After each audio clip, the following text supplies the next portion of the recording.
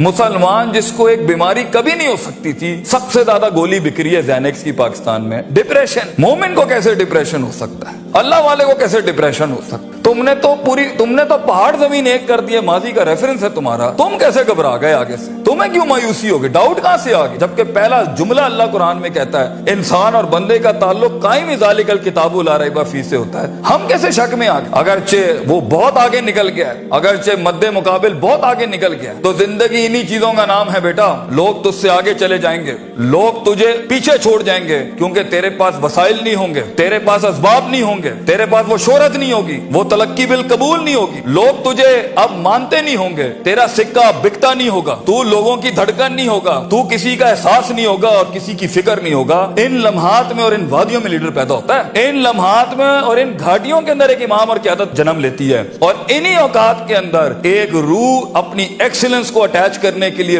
एक अहद उठाती है, एक अज़म बनाती है, एक कसद बनाता है, इरादा करता है, और उस इरादे को एक अमल की शक्ल इख्तियार करता है और अपनी जिंदगी के सारे रेफरेंसेस को माइनस करके एक नई तारीफ देता है अपने आप को। लेकिन अगर एक इंसान समझता है, एक गलत फहमी का शिकार है कि नहीं, जिंदगी को मैं जैसे चाहूं, जिस गलत तरीके से चाहूं, अपनी वैल्यूज को, अपने उसूल को, अपने जवाबित को, अपने कवायद को, अपने उसूलों को, इनको मैं बलि चढ़ा के, इनकी चीटिंगें करके, किसी का हक मार के, किसी को नीचे लगा के, जिग जैगिंग करके अगर मैं निकल जाऊंगा तो तुक्के, महज इत्तेफाक, फ्लूक्स और कोइंसिडेंसेस, और इस तरह के 2 नंबर रास्ते बेटा कुछ अरसा तो चल सकते हैं। दुनिया के उस स्टेज के ऊपर जब मुकाबला होगा ना किसी सही वाले पट्टे के साथ, आप नहीं लड़ सकेंगे, आप नहीं उससे जीत सकेंगे। इसलिए ये वक्त होता है, ये लम्हात होते हैं, ये लहजात होते हैं, इंसान अपने आप को तैयार करता है। लेकिन एंड में मैं फिर भी यही कहूंगा, स्किल मैनेजमेंट, हुनर के ऊपर इंसान जितना भी स्ट्रॉन्ग क्यों ना हो, इंसान सोने को कुंदन,